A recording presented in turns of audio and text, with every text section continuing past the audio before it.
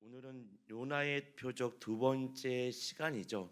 어제 우리가 요나서 1장 1절부터 4절까지의 말씀을 가지고 여호와의 말씀이 아미떼의 아들 요나에게 임하니라. 분명한 말씀을 주셨죠. 너는 일어나 결단과 그 자각을 통해서 있는 자리에서 일어나 저 큰 성읍 니느웨로 가서 1차적으로 우리는 하나님으로부터 세상으로부터 어디죠? 부름을 받은 자들입니다. 그리고 다시 하나님의 말씀을 가지고 세상으로 나아가는 자들이죠. 저 그 성읍 니느웨로 가서 그것을 향하여 외치라. 하나님의 말씀이 있는 자들은, 성령이 충만한 자들은 그 본질을 외치지 않고는 견딜 수 없는 겁니다. 무기력하게 그 삶의 자리에서 가만 있을 수 없는 자들이죠. 오늘은 이어서 요나서 1장 우리 4절부터 6절까지의 말씀을 보면요, 등장 인물이 나옵니다. 하나님을 모르는, 하나님과는 상관없이 살아가는 사공들과 선장이 나오고요, 하나님의 사람이라 불리는 하나님의 선지자죠, 요나가 나옵니다. 여러분, 성경을 읽으실 때 요나, 어떤 그 사무에서도 보면요, 엘리 선지자가 나오는데, 이러한 요나와 엘리와 어떤 인물들은 단지 한 사람만을 드러내고자 성경에 기록된 것이 아니라 그 당시의 이스라엘 백성들의 영적인 상태가 어떠한지를 드러내는 인물이 엘리 선지자고 또한 요나입니다. 하나님의 말씀이 끊임없이 임했죠. 이스라엘 백성에게도 하나님의 말씀이 끊임없이 임하지만 요나가 여호와의 낯을 피하여 그 다시스로 가는 배를 타기 위해 요바로 내려가고 그 배를 타고 도망친 것처럼 이스라엘 백성도 끊임없이 뭐하죠? 하나님의 말씀과는 상관없이 살아갑니다. 이렇게 영적인 상태가 어떠한지를 드러내는 인물이 요나죠. 오늘 본문에는 두 그룹이 나옵니다. 하나님을 모르는 사공들과 선장, 하나님의 사람이라 무지하지만 하나님의 말씀이 들려지지만 그 말씀과는 상관없이 살아가는 자지만 하나님을 알죠. 하나님의 사람이라 대표되는 인물이죠. 요나입니다. 이 두 인물이 어떻게 대조되는지 오늘 본문을 통해 함께 나누고자 합니다. 여러분, 찬송가 373장을 보시면 고요한 바다로라는 찬송가가 있습니다. 그 1절 가사를 보면 고요한 바다로 저 천국 향할 때 주 내게 순풍 주시니 참 감사합니다. 그리고 이어서 2절 가사를 보면 큰 물결 일어나 나 쉬지 못하나 이 풍랑으로 인하여 더 빨리 갑니다. 여러분, 1절 가사만 보면 굉장히 은혜가 되죠. 주 내게 순풍 주시니 참 감사합니다. 근데 여러분, 1절만 있는 인생은 없죠. 2절 가사를 보면요, 큰 물결 일어나 나 쉬지 못하나 이 풍랑으로 인하여 더 빨리 갑니다. 어떤 인생이라고 해서 순풍만 있는 인생도 없죠. 어떤 인생이라고 해서 풍랑만 있는 인생도 없습니다. 1절과 2절과 같이 순풍과 풍랑이 함께 주어지는 게 우리의 인생이죠. 이 찬송가 373장은 아마 전도서 7장 14절 말씀을 바탕으로 지은 것 같아요. 우리 한번 전도서 7장 14절 말씀을 한번 같이 읽겠습니다. 형통한 날에는 시작.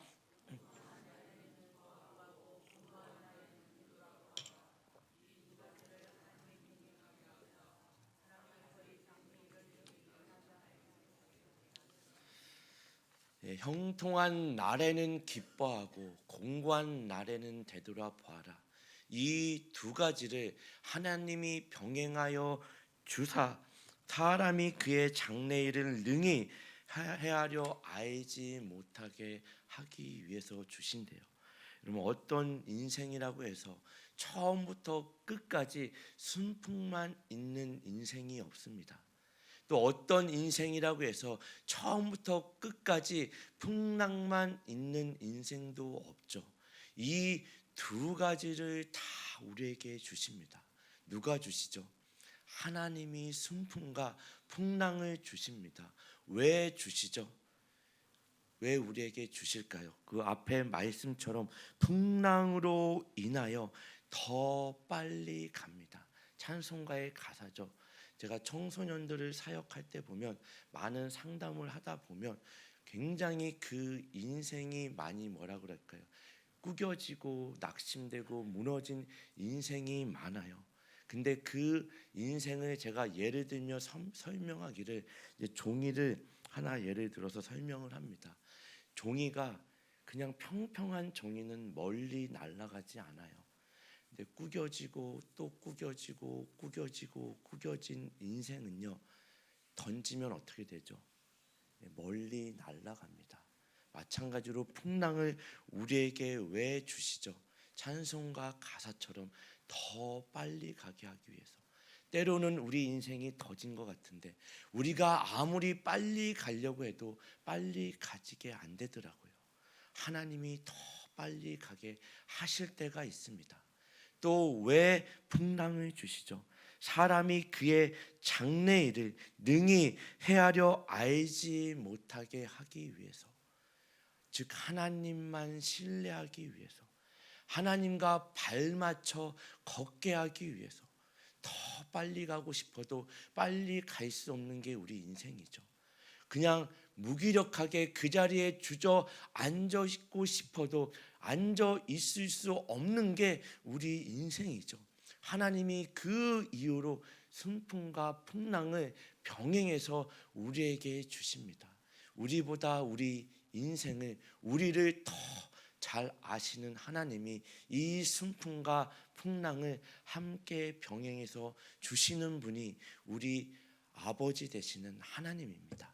여러분이 잘 아시는 말씀 시편 23편으로 가시면 1절부터 우리 3절 말씀을 보면, 여호와는 나의 목자시니, 여호와가 나의 목자십니다.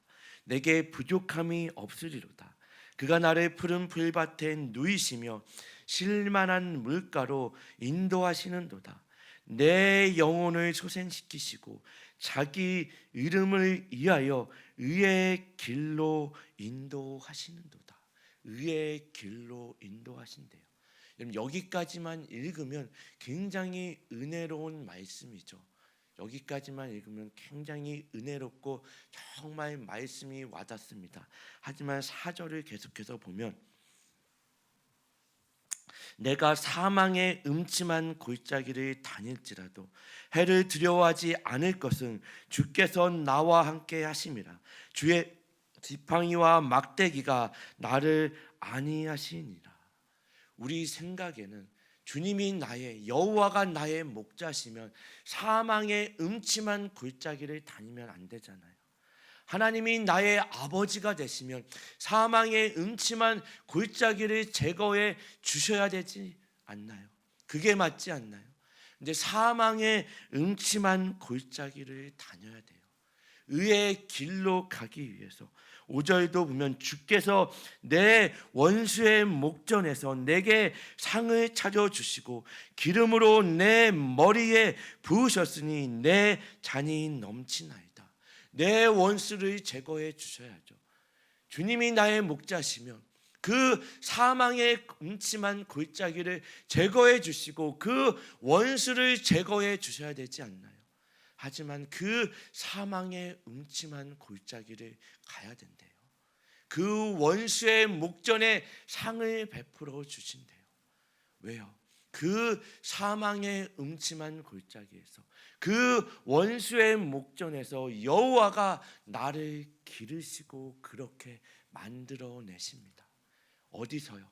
그 사망의 음침한 골짜기에서, 그 원수의 목전에서 저와 여러분을 그렇게 기르시고 만들어내십니다. 하지만 해를 두려워하지 않을 것은 주께서 막대기와 지팡이로 나를 안위하시고 뭐하시죠? 인도하시고 보호하십니다. 그분이 나의 여호와십니다. 우리의 아버지 되심을 믿으시기 바랍니다. 이제 어제 살펴본 것처럼 정말 하나님의 말씀에 불순종한 요나가 여호와의 얼굴을 피해 하나님의 말씀에 불순종해서 마침 다시스로 가는 배를 만나 고요하게 가는 듯했으나 곧 뭐죠? 예기치 못한 풍랑을 만나게 됩니다. 하나님이 큰 바람을 일으켜 풍랑을 허락하시죠. 여러분, 같은 배 안에서 큰 풍랑을 만납니다. 이제 등장 인물들이 나오기 시작합니다. 사공들이 나오고 선장이 나오고 하나님의 선지자라 부르는 요나가 나옵니다. 여러분, 이 세상 안에도 동일하게 하나님이 큰 바람을 일으켜 풍랑을 우리에게 주시죠. 이 세상에도 동일하게 하나님을 모르며 하나님과는 상관없이 살아가는 사람도 큰 풍랑을 만납니다. 동일하게 하나님의 사람이라 불리는, 하나님의 자녀라 불리는 저와 여러분도 큰 풍랑을 만납니다. 동일하게 만나죠. 하지만 중요한 건 뭐죠? 하나님이 일으키신 이 큰 풍랑을 대처하는 태도입니다. 이 풍랑을 어떻게 대처하며 나가느냐, 그 태도에 극심하게 나뉘는 겁니다. 나는 하나님의 사람인가? 하나님과는 상관없이 살아가는 사람인가? 여러분, 이 사공들의 방법을 보면요, 그 하나님과는 상관없이 살아가는 자들이죠. 우리 요나서 1장 5절 앞부분만 보면 사공들이 두려워하여 각각 자기의 신을 부르고 또 배를 가볍게 하려고 그 가운데 물건들을 바다에 던지니라. 여러분, 사공들이 택한 두 가지 방법은 뭐죠? 자기들의 신을 부릅니다. 형체가 없는 실질적이지 않은 가짜 신이죠. 자기들의 신을 불렀다는 얘기는 우리식으로 기도했다는 얘기입니다. 부르짖었다는 얘기입니다. 예배 드렸다는 얘기죠. 가짜 신들, 있지 않는 신들을 부릅니다. 그리고 두 번째 방법은 뭐죠? 자기들의 방법으로 각각 자기의 신을 부르고 또 배를 가볍게 하려고 그 가운데 물건들을 바다에 던지니라. 사공들은 뱃사람들이죠. 선장은 뱃사람입니다. 이 풍랑을 어떻게 대처해야 되는지 아는 사람이죠. 얼마나 많은 풍랑을 만났겠어요. 자기들의 방법으로 모든 물건을 버립니다. 이 풍랑이 잔잔해지던가요? 이 풍랑은 누가 일으켰죠? 하나님이 일으켰습니다. 이들은 두 가지 잘못을 범하죠. 우상을 섬기는 잘못과 자기들의 방법을 택하는 잘못을 정합니다. 이 우상이나 자기들의 방법을 고집하는 거나 동일하게 우상입니다. 여러분, 이 세상에서 큰 풍랑을 만났을 때 여러분의 방법대로 살아가는 것도 동일하게 하나님이 아닌 또 다른 우상을 섬기는 겁니다. 내 방법, 내 고집, 내가 늘 해왔던 그 모든 것들을 버리지 못하는 것 또한 뭐 하는 거죠? 살아계신 하나님을 신뢰하지 않고 내 방법을 의지하는 또 다른 형태의 우상입니다. 우리는 이 풍랑 가운데 살아계신, 죽어있는 우상이 아니라 살아계신, 우리와 인격적으로 만나 주시는 그 하나님을 찾고 만나야 되는 줄 믿으시기 바랍니다. 여러분, 이 시간에 바라기는 정말 살아계신, 인격적으로 우리에게 다가와 우리에게 말씀하시는 그 하나님을 말씀 가운데, 기도 가운데 만나는 은혜가 있기를 예수님의 이름으로 간절히 축원합니다. 이 하나님을 만나십시오. 이 예수 그리스도를 만나십시오. 언제나 먼저 우리에게 다가오시는, 말씀으로 다가오셨다는 이야기는 뭐죠? 인격적으로 다가오시는 겁니다. 우리에게 말씀하세요. 그 십자가에서 예수 그리스도가 우리에게 다가오십니다. 이 큰 풍랑 가운데 우리에게 먼저 다가오십니다. 그러니 이 예수 그리스도, 이 하나님을 만나는 은혜가 있기를 정말 예수님의 이름으로 축원합니다. 여러분 해보셨잖아요. 여러분의 인생 가운데 얼마나 많은 풍랑을 만나셨어요. 얼마나 많은 크고 작은 풍랑을 대면하셨나요? 여러분의 인간적인 방법으로 되던가요? 내가 물질의 어떤 충만함만 있으면, 돈만 있으면 해결될 줄 알았는데 되던가요? 내 자녀가 여러분이 원하는 대학에, 직장에, 결혼에 그 모든 것을 하면 될 줄 알았는데 되던가요? 안 되더라고요. 우리 방법으로 여러분 풍랑이 잔잔해지던가요? 하나님 안에 모든 문제가 있는지를 믿으시기를 바랍니다. 모든 문제의 해답은 하나님 안에 있는지를 믿으시길 바랍니다. 우리 인생은 뭐라 그랬죠? 내가 스스로 해결해야 되는 문제가 아니라 내가 걸어가야 되는 길이라고 그랬습니다. 누구와 함께요? 그 예수 그리스도와 내가 함께 걸어가는 길, 그게 인생입니다. 내가 스스로 해결하는 게 아니라 내가 예수 그리스도와 함께 발맞춰 한 발 한 발 걸어가는 게 우리의 인생입니다. 여러분 이 인생의 길을 걸어가고 계시나요? 누구와 함께 발맞춰 걸어가고 계시나요? 여전히 크고 작은 풍랑이 여러분 남은 생애 가운데 끊임없이 밀려올 것입니다. 사망의 음침한 골짜기를 여전히 걸어가야 됩니다. 원수의 목전에서 하나님이 내 앞에 상을 베푸시는 그 일이 끊임없이 있을 것입니다. 그러니 우리는 누구와 함께 발맞춰 걸어가야 돼요. 누구의 손을 붙잡고 누구를 바라보며 누구를 의지하며 나가야 돼요. 여러분이 원하는 거 다 손에 쥐어도 여러분 시간이 지나면 그거 손에 남아있던가요? 다 어디 갔어요?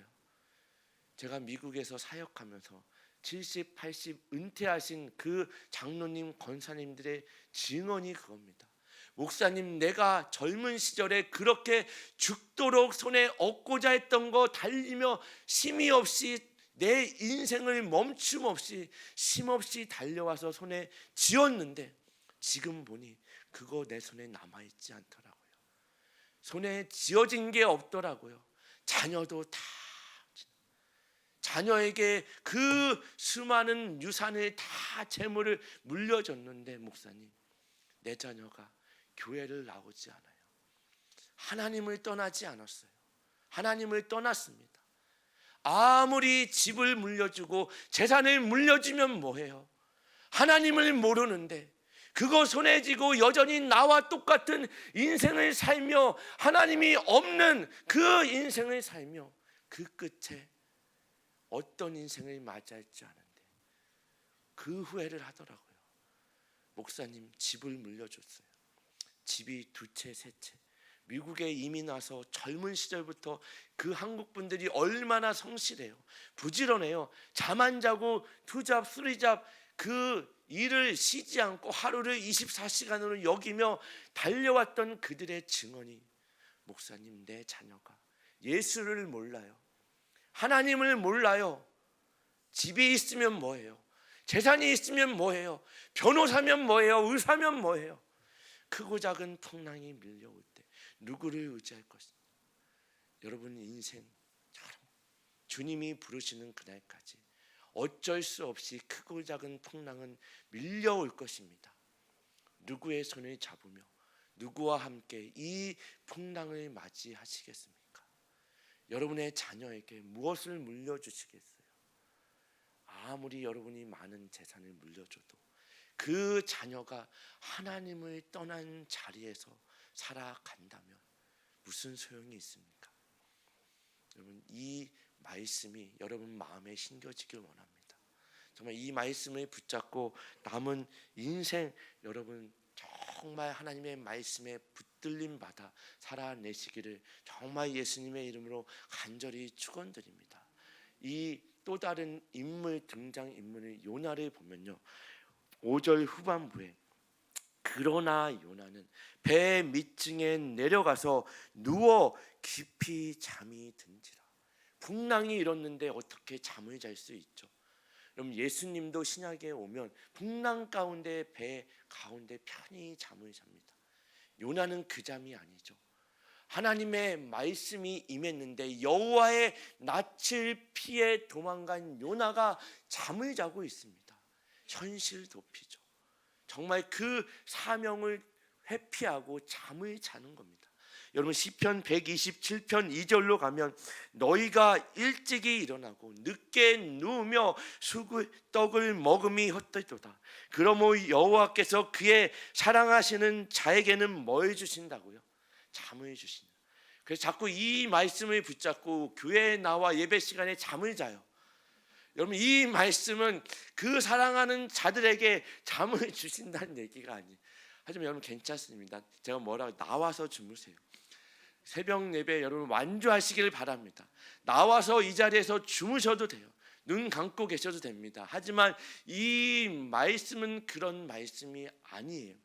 여호와께서 집을 세우지 아니하시면 세우는 자의 수고가 헛되고, 여호와께서 성을 지키지 아니하시면 파수꾼의 경성함이 헛되도다. 그리고 나서 주어진 말씀이 너희가 일찍이 일어나고 늦게 누우며 수구의 떡을 먹음이 헛되도다. 그러므로 여호와께서 그의 사랑하시는 자에게 잠을 주시는도다. 하나님을 신뢰하는 자, 하나님과 함께하는 자에게는 진정한 평안이 주어진다는 말씀입니다. 그냥 예배 시간에 내가 하나님의 자녀지, 나는 하나님이 사랑하는 자야, 눈 감고 자라고 주는 말씀이 아니에요. 하나님이 진정한 평안을 주신다는 말씀입니다. 요나에게는 진정한 평안이 아니죠. 가짜 평안이죠. 정말 위장된 평안입니다. 여러분, 안타깝게도 이 사역을 하다 보면요, 교회에 5년 10년 다녀도요, 내가 심지어 목사, 장로, 권사가 돼도 이 요나와 같이 가짜 평안을 가지고 신앙생활 하시는 분들이 굉장히 많습니다. 평안하지 않아요. 하나님의 말씀과는 상관없이 하나님이 없는 자리에 여호와 하나님의 낯을 피해 살아가는데 어떻게 평안이 있어요? 가짜 평안이죠. 다 위장된 채 이 교회에 나와 아무 문제가 없는 것처럼 예배드리고 돌아갑니다. 아무 문제가 없는 것처럼 요나와 같이 그냥 평안하게 잠잔 모습으로 교회에 왔다 갔다 합니다. 여러분, 정말 평안하십니까? 정말 평안하세요? 하나님의 말씀이 주어져서 그 말씀을 붙잡고 내가 하나님을 신뢰함으로 어떤 풍랑과 상관없이 주어지는 그 평안으로 인해 여러분 정말 평안하십니까? 이 하나님 풍랑 가운데 음성으로, 말씀으로 인격적으로 나를 붙들고 만나시는 이 하나님 안에 있을 때만 주어지는 평안, 이 평안을 소유한 자들이 저와 여러분이 되기를 예수님의 이름으로 축원합니다. 이 가짜 평안, 위장된 평안은요, 무기력함입니다. 어제 함께 나눴던 것처럼 하나님의 말씀이 있는 자들은, 하나님의 사명이 있는 자들은 무기력할 수 없죠. 내 삶에 무기력함이 있다. 하나님의 말씀이 없는 겁니다. 하나님의 말씀이 주어진 자들은 이 말씀을 붙잡고 일어날 수밖에 없습니다. 성령이 충만한 자들은 이 말씀을 붙잡고 전할 수밖에 없죠. 누구든지 성령으로 말미암지 않고는 예수를 주라고 시인할 수 없는 것처럼 성령이 충만한데, 하나님의 말씀이 임했는데 어떻게 내가 그 자리에 무기력하게 주저앉아 있을 수 있어요? 살아있으나 죽은 자와 같이 그 자리에 죽은 자처럼 가짜 위장, 가짜 평안으로 잠자는 모습으로 있을 수 있나요? 그럴 수 없습니다. 일어날 수밖에 없죠. 말씀을 전할 수밖에 없습니다. 사명을 가지고 완주할 수밖에 없습니다. 주님이 부르시는 그날까지, 주님이 오시는 영광의 그날까지 우리는 무기력하게 앉아 있을 수 없는 자들입니다. 살아계신 하나님의 말씀을 붙잡고, 그러니 여러분 고난 주간 특별 새벽 예배 완주하시길 바랍니다. 오늘 가셔서 한 사람에게 연락하세요. 같이 가자. 꼭 한 사람에게 오늘 같이 오신 분도 있는 것 같아요. 연락하시길 바랍니다. 그래서 오늘 내 옆 좌우에 계신 분이 끝까지 여러분 손 붙잡고 나오십시오. 그리고 한 사람 더 여러분 붙잡고 나오는 은혜가 있기를 바랍니다. 부활의 주일 여러분의 기도 대상자들 있잖아요. 내가 이 영혼 끝까지 포기하지 마십시오. 끝까지 기도하십시오. 오늘 요나서엔 더 해야 될 말씀이 굉장히 많은데 시간이 많이 가서 오늘 그래도 뭐 괜찮죠. 계속해도 여러분. 그래서 이 요나는 보면요, 마태복음 5장 13절을 보면 그 무기력하게 배 밑에 자고 있는 요나의 모습을 마태복음 5장 13절은 이렇게 이야기합니다. 너희는 세상의 소금이니 소금이 만일 그 맛을 잊으면 무엇으로 짜게 하리요? 후에는 아무 쓸데없어 다만 밖에 버려져 사람에게 밟힐 뿐이니라. 하나님의 말씀이 없이, 살아계신 하나님의 말씀의 능력이 없이 무기력하게 있으면 뭐 한다고요? 다만 밖에 버려져 사람에게 밝힐 뿐이래요. 그럼 저와 여러분은 이러면 안 되잖아요. 밟히면 안 되잖아요. 버려지면 안 되잖아요. 살아계신 하나님의 말씀. 이 요나를 보니까 또 다른 등장인물이 누구였죠?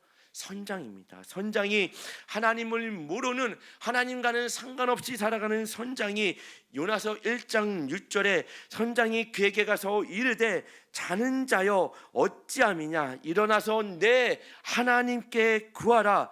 혹시 하나님이 우리를 생각하사 망하지 아니하게 하시니라 하니라. 그럼 6장 선장의 이 지적은 이미 하나님이 2절에 주신 말씀이죠. 너는 일어나 저 큰 성읍 니느웨로 가서 그것을 향하여 크게 외치라. 하나님의 말씀에 순종했더라면 이 하나님을 모르는 그 세상 사람에게 지적을 받지 않았겠죠. 제가 말씀을 드렸는지 모르겠어요. 저도 늘 하나님의 말씀 앞에 넘어지죠. 연약하죠. 하지만 한 가지 바라는 건, 하나님, 누군가에게 지적받기 전에 하나님의 말씀 앞에 먼저 깨닫길 원합니다. 여러분도 동일합니다. 누군가에게 지적받기 전에 매일매일 하나님의 말씀으로 여러분을 비추셔야죠. 나는 하나님의 말씀에 붙들림 받아 주어진 오늘을 살아내고 있는가? 세상 사람들에게 지적받죠. 자는 자여 어찌미냐 일어나라 내 하나님께 구해라. 이게 세상이 우리에게 향한 지적 아닌가요? 아무런 영향력도 행사하지 못하며 소금의 맛을 내지 못하며 빛으로서 비치지 못하며 뭐하고 있니?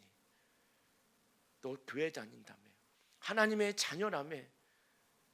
정말 누군가에게 지적받기 전에 정말 하나님의 말씀 앞에 붙들림 받아 정말 하나님 손에 쓰임 받는 저와 여러분이 되기를 예수님의 이름으로 축원합니다. 이 요나서를 보면 요나는 풍랑 앞에 무기력한 모습과 세상 사람들에게 지적받는 모습을 받는 게 그 당시 하나님의 사람 북이스라엘의 선지자의 모습입니다. 그럼 선지자가 이 정도면 그 백성은 볼 필요가 있나요, 없나요? 볼 필요도 없죠. 그 당대의 영적 상태가 어떠한지를 이렇게 이야기하는 겁니다. 근데 중요한 건 요나서에서 중요한 말씀은, 요나서의 핵심, 요나의 표적은 이런 무기력한 요나를 포기하지 않으시는 하나님입니다. 포기하지 않으세요. 포기하지 않으시고 끝까지 우리를 붙잡고 쓰시기를 원합니다. 정말 하나님 말씀에 순종하지 않는 요나나 저나 여러분이나 끊임없이 하나님의 말씀이 임했음에도 불구하고 그 여호와 하나님의 낯을 피하여 도망가는 요나나 저나 끝까지 하나님이 포기하지 않으시고 저를 사용하기 원하신대요. 놀랍지 않나요? 하나님, 저 말고 정말 하나님 앞에 더 신실한 사람 있잖아요. 제가 사역을 하다 보면요, 목사보다 더 목사 같은 분들이 있으세요. 야, 저분은 정말 대단하다. 정말 저를 부끄럽게 만들고 저를 도전시키는 성도님들이 계세요. 하나님, 저분을 쓰셔야죠. 왜 저를 끝까지 붙잡고 제가 어떻게 여기까지 이 새마음교회 담임 목사로서 이 자리에 서 있는지 모르겠어요. 하나님, 쓸만한 사람을 쓰세요. 근데 하나님은 저를 포기하지 않더라고요. 여러분을 포기하지 않더라고요. 끝까지 포기하지 않는 그 하나님의 사랑입니다. 여러분, 사랑은 황홀하던가요? 사랑은 달콤하던가요? 사랑은 황홀하지도 달콤하지도 않습니다. 사랑은요, 피곤한 거예요. 왜요? 여러분, 사랑해 보셨죠? 황홀하던가요? 달콤하던가요? 여러분, 자녀를 향한 사랑만 봐도 사랑은 피곤한 겁니다. 왜요? 오래 참아야죠. 인내해야죠. 여러분, 고린도전서 우리가 잘 아는 사랑장으로도 불리는 13장을 보세요. 고린도서 13장 4절에 사랑은 오래 참고 사랑은 온유하며 시기하지 아니하며 사랑은 자랑하지 아니하며 교만하지 아니하며 7절을 보면 모든 것을 참으며 모든 것을 믿으며 모든 것을 바라며 모든 것을 견디느니라. 요나를 포기하지 않으시는 그 하나님의 사랑은 황홀한 게 아닙니다. 사랑은 오래 참는 거예요. 사랑은 인내하는 겁니다. 모든 것을 버리며 인내하는 겁니다. 그 하나님의 사랑입니다. 이 우리를 포기하지 않는 하나님의 사랑의 절정이 어디죠? 예수 그리스도의 십자가입니다. 내가 너희를 어떻게 사랑하는지 아니, 내가 너희를 어떻게 포기하지 않는지 아니, 그 예수를 십자가에 내어 주시며 나를, 여러분을 그렇게 포기하지 않고 붙잡는 겁니다. 이 포기하지 않는 하나님의 사랑에 반응하셔서 결단만 하지 마시고 실제로 나아가 살아낼 수 있는 그 하나님의 사랑에 묶여 이 사랑의 능력으로 살아낼 수 있는 저와 여러분이 되기를 예수님의 이름으로 간절히 축원합니다.